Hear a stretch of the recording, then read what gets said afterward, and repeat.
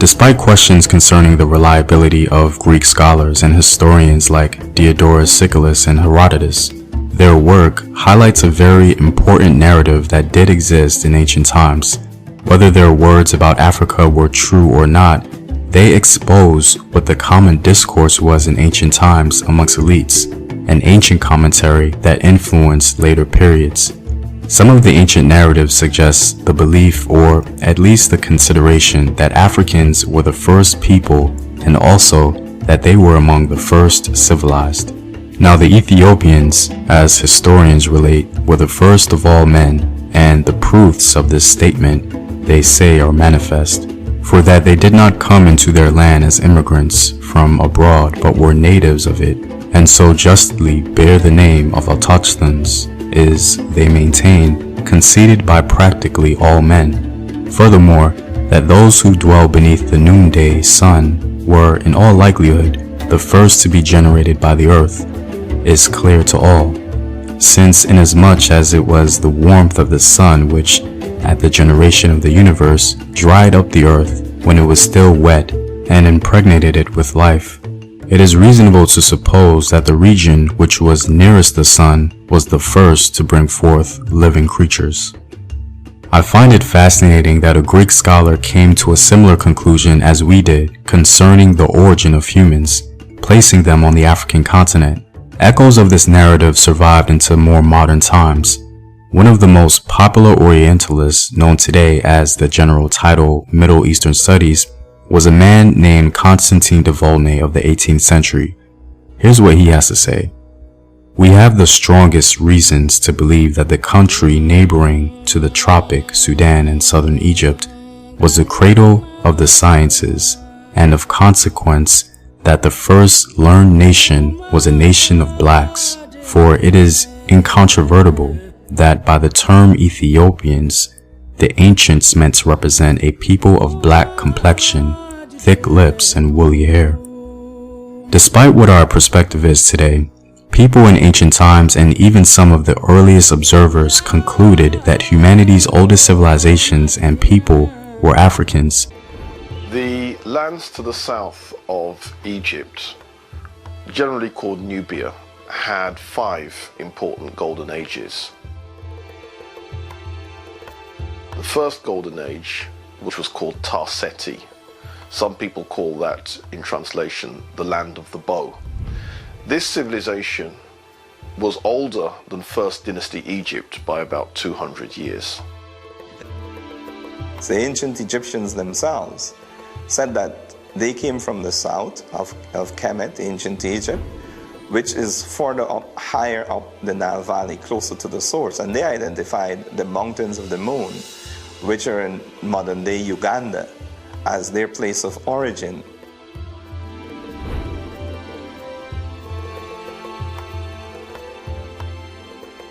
Most historians now accept, even the European Eurocentric ones, that it is the movement of the peoples from the south to the north that gave birth to Kemet. However, what they fail to recognize that is not just the movement of these one set of Africans traveling from the south to the north, but also movements of other Africans coming from the west to the east. They met and collected together in what is now Kemet. That's why that civilization was so powerful, because it was a multicultural expression of the African experience. It was several sets of different Africans coming together in one place and creating a civilization. This is a place where early Europeans came to study and learn from Africans, and to study from the oldest people in the world, Africans.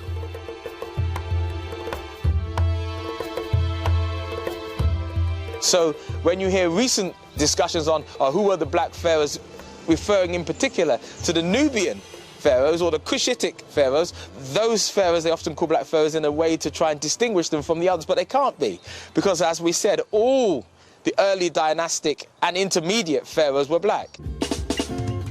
This is home to the world's oldest recorded religion, a place whose kingship and political system continued to bring harmony and prosperity to its people for over 3,000 years. So like as women, black men are also very diverse. We can pretty much characterize black men into three major categories based on major language phylum. You have the Niger-Congo man, which is the black man's primary and most dominant language group. Then you have the Nilo-Saharan and the Afro-San black man. Black men's major civilization can be broken up by region. In West Africa, it was Wagadu, Mali, and Songhai. In Central and Southern Africa, it was Kanem, Congo, and Great Zimbabwe. And in Eastern Africa, he had Merowe, Egypt, and Aksum. These classical civilizations of Africa exemplify in part who the black man is and gives us clues concerning his nature. Upon studying these civilizations, you'll realize how different and diverse they all are, but more importantly, how his tremendous diversity impacted his story. You see, like all men, black men were never unified under any racial identity, but by ethnic or language group. But because the diversity of black men was so much more significant in size, this became in many ways his burden. The inherent beauty of black men and his greatness is his diversity, as it greatly contributed to the entire genetic fabric of our planet, literally building what we know today as a human race. But this greatness was also his weakness because, due to the gravity of his diversity, he was never able to consistently conquer himself, advancing a unified social or cultural political meaning amongst his brothers. Black men were the first men to consume and digest the idea of God, at times even elevating himself and especially his women to the level of a deity. His religion is what continued to drive his thinking and even advance him into a civilized human being as religion demanded it. He began creating structures like at Nabta Playa in the Nubian desert, which was an astronomical observance, and according to some scholars began one of the first cultures of sculpture development. According to some scholars, the man who sparked this culture in Africa seems to have been the Nilo-Saharan black man, arising from sub-Saharan Africa. As this Nilo-Saharan man moved further north, his experience changed slightly, and he began to develop what would later be adored by humanity. Preserving the human anatomy in stone and even measuring our place in the universe through astronomical observance, expressing our importance as humans. Once you think highly of yourself and a human body, you must then create institutions to preserve and protect it.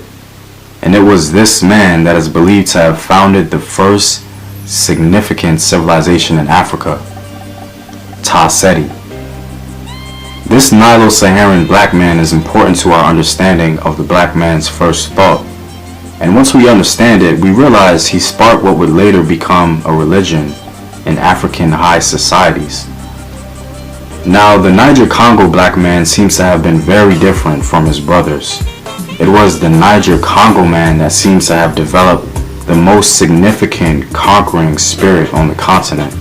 As he apparently saw the need to expand his influence, he was the first to do this and was immensely successful at it, nearly taking the whole continent during the Bantu expansion. There is no doubt the Niger-Congo black man is the most dominant presence on the continent. In fact, even though there is no direct evidence of this, his expansion might be the very reason why we see Nilo-Saharan man further north. Given all of this, it would seem as though the Niger-Congo man helped to maintain and promote the matrilineal system of the entire continent, a system that his brothers seemed to embrace. He also seemed to be the first to train his brain with mathematics with the presence of the Ashango bone. Mathematics, of course, being one of the bedrocks of civilization. The ideas of the Nilo-Saharan black man seems to have been borrowed and further developed by the Afro-San black man.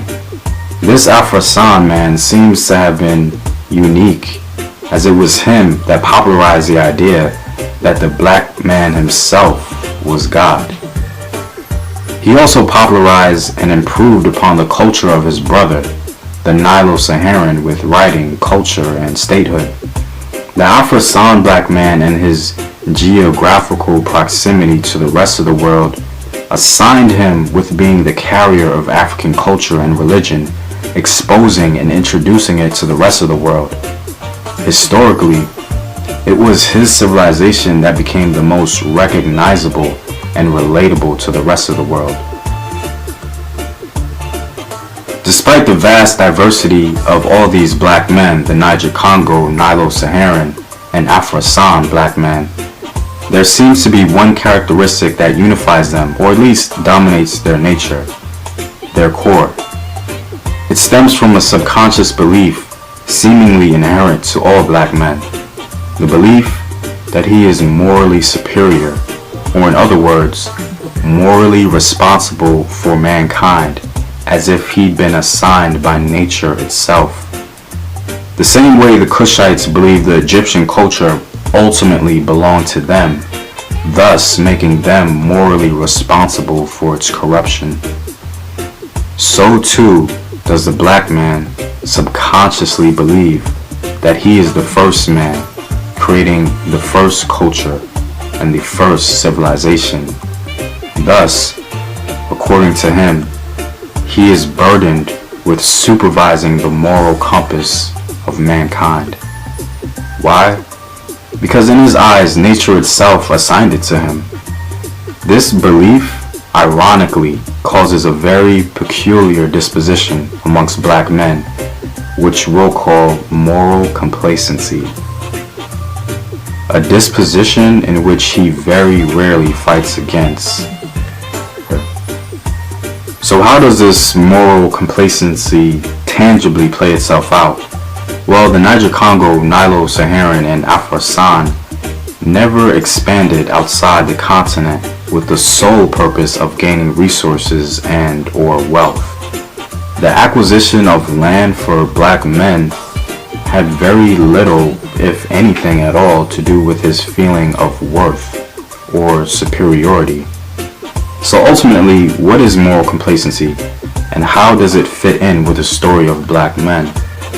As black men left his home in Africa, he planted his seed across the entire planet. Every continent we look, we see pieces of his presence. But something happened that black men did not expect.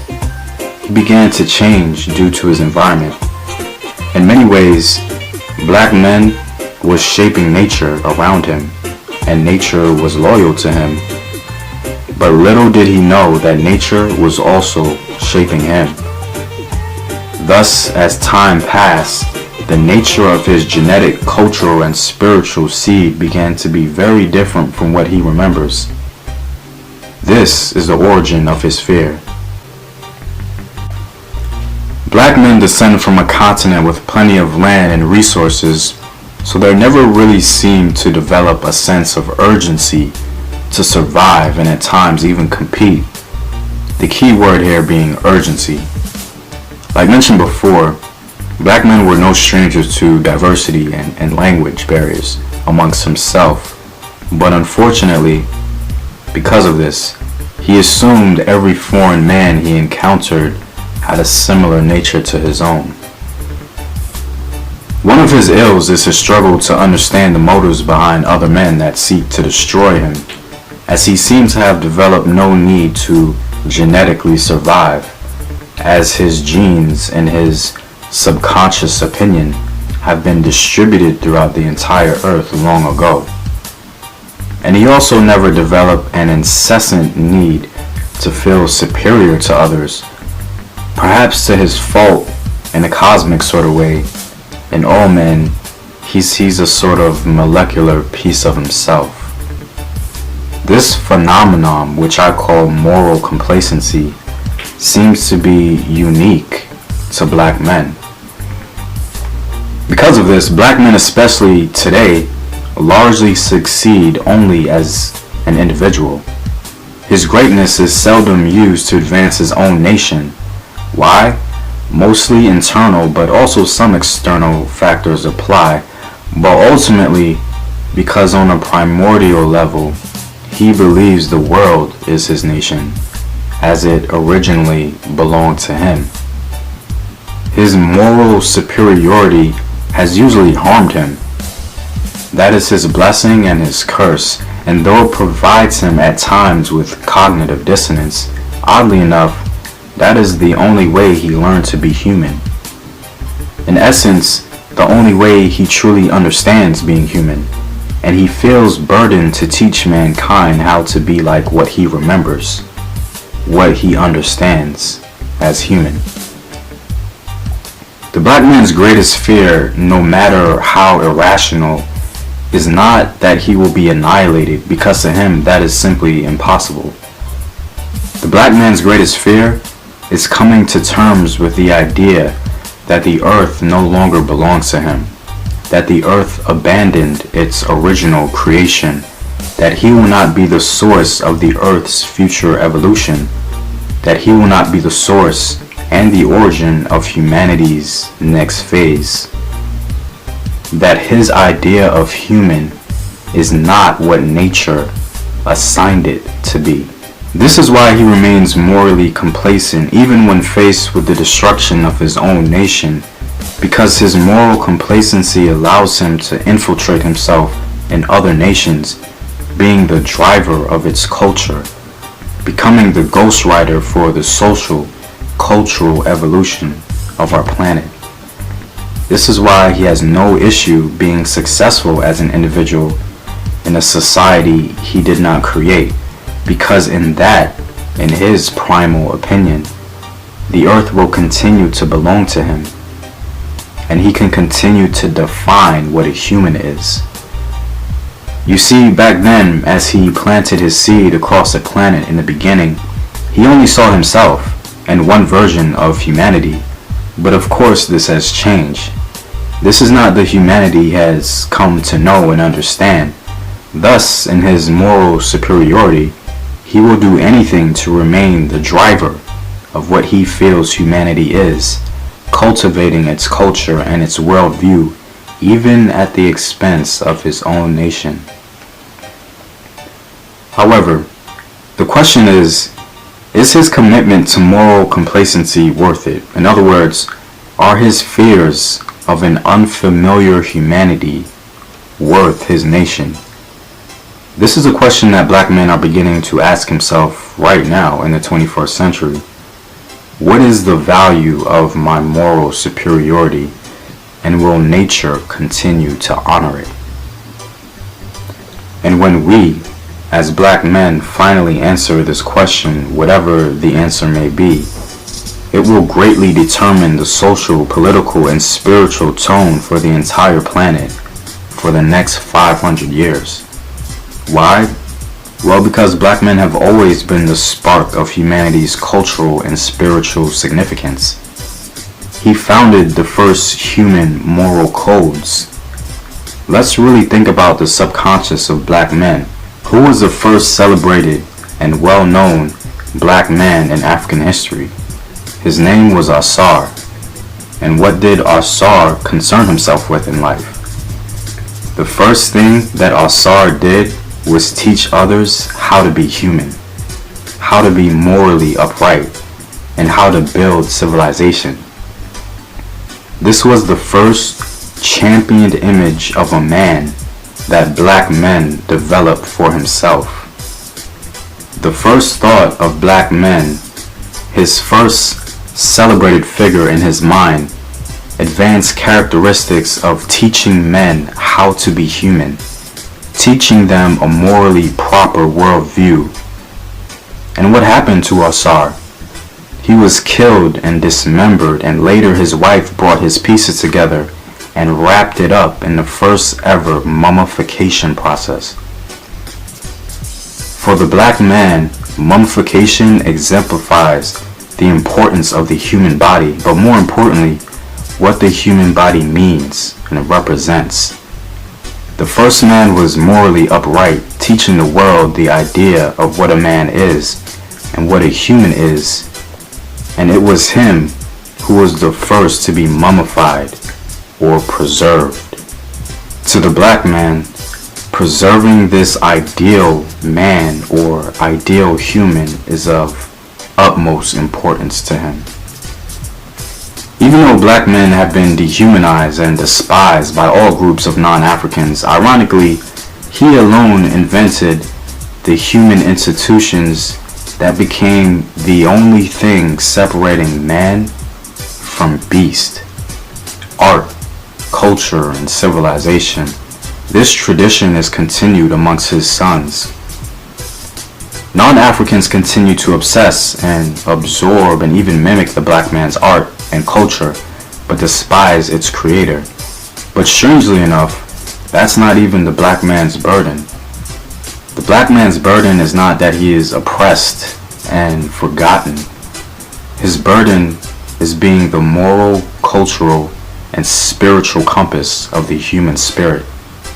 His curse is that he constantly seeks validation from which he deems the first reflection of his creator, nature, which in his subconscious mind may or may not be loyal to him anymore.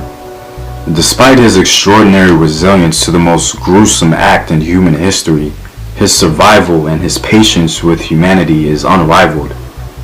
One of his greatest attributes, which in many ways became a driver for his survival, is his creativity. Black men have continually done things that has not been done by any man on the planet. It's a rather impressive accomplishment. As most men on the planet needed the sword to do so, black man has done it with his mind. Well, what is it? It's his culture. The culture of black men is the only thing that has genuinely conquered the world, and that has become his greatest weapon for preserving his idea of human.